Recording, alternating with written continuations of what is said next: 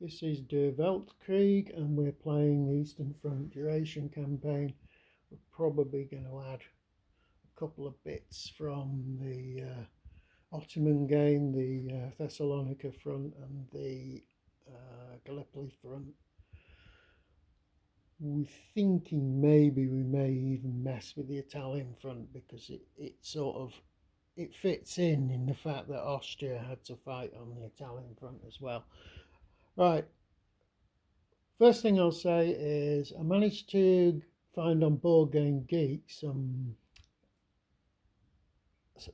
a little sort of file, which a PDF, which allows you to print off loads more Austrian and Russian core markers. So because you're going to run out. Basically, the Austrians, you've only got 6. The Germans, you got loads because you can use the Western Front ones, but the Russians, you've only got 5 as well. So it gives you loads more. It gives you about another 30 for both sides. So that's a great thing. Someone pointed out there was an optional CRT table and some optional rules which are on Consim World. Now I've downloaded them and I've had a look at them, but I know that they're really designed to make sort of battles at low odds more sort of successful. I'm very reluctant to mess with them, to be quite honest, at this stage. So I've put them to one side, but I am aware of them.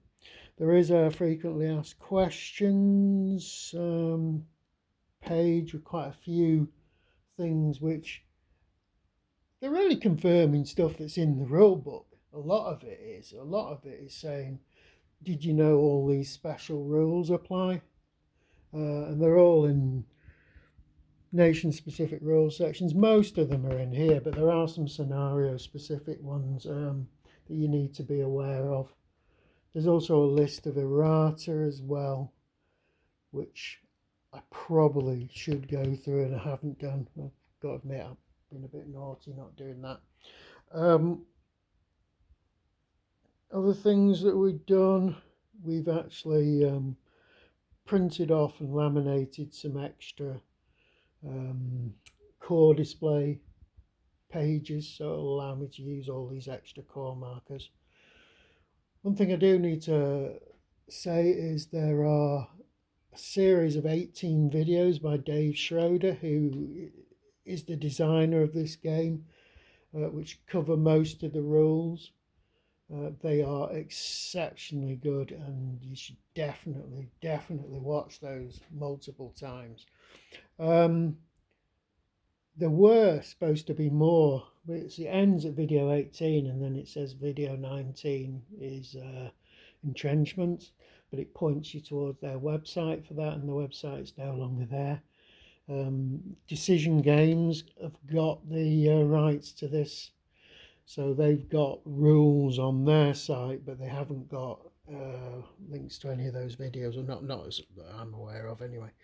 Those are good. Meandering Mike did a great video teaching you how to play the Tannenberg introductory game.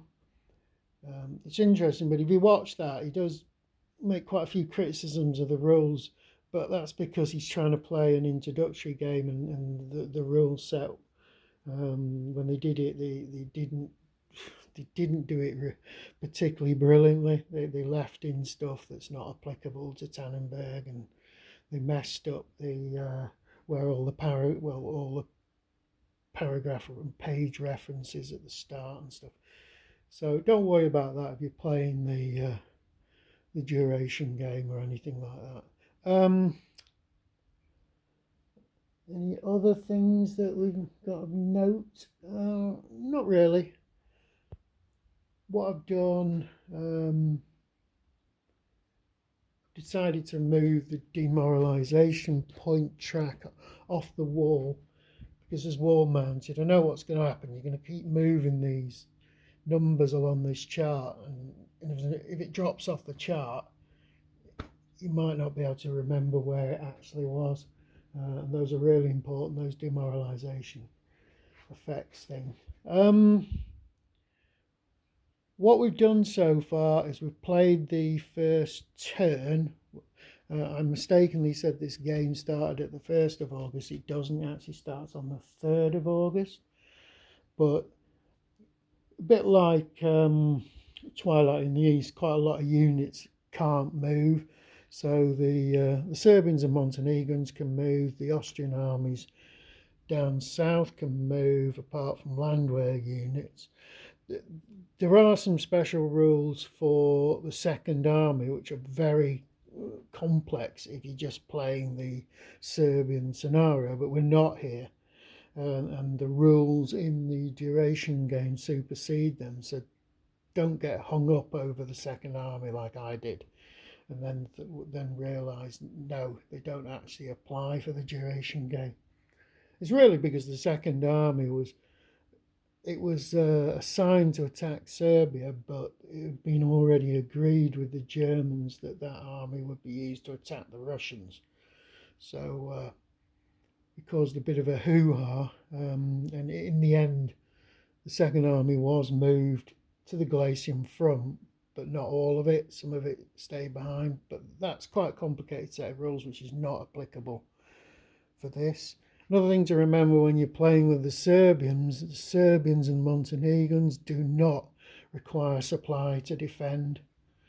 I forgot about that, and I was consuming my supply for these Serbian HQs when I didn't need to.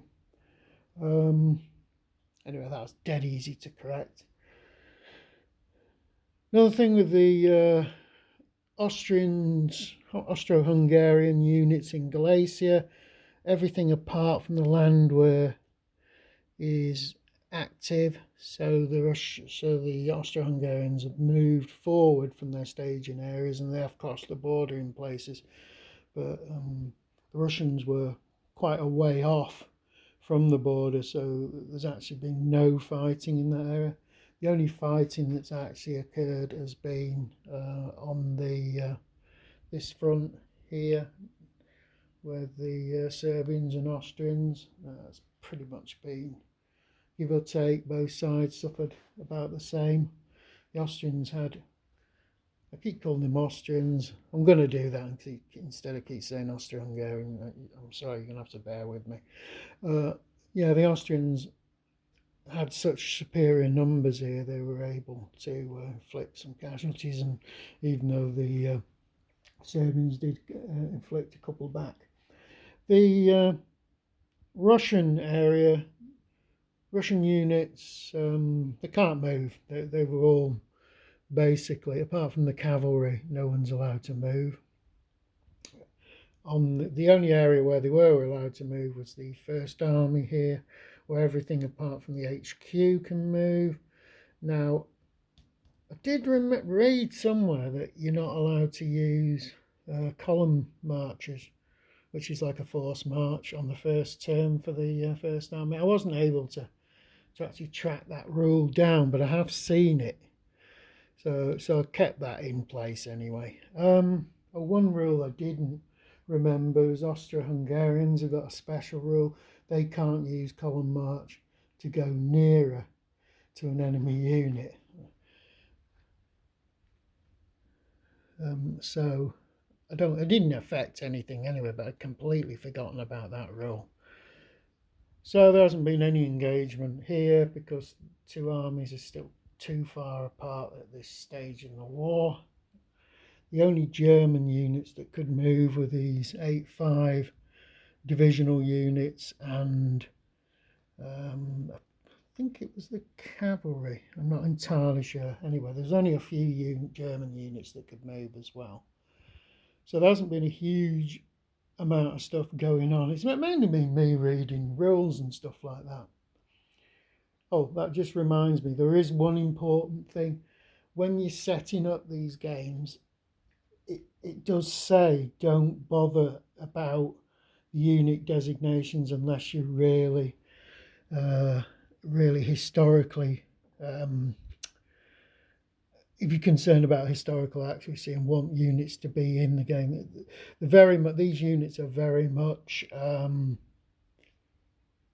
strength. They're just counters that represent strengths. They don't have to be specific numbers.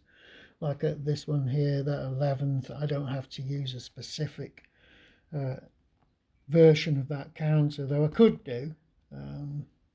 Now, I'd be a bit wary of that, and I'm going to criticise that, because you have to be aware of things like landwehr. Do not set up Austrian infantry when it says Austrian landwehr, because the landwehr can't move on the first turn.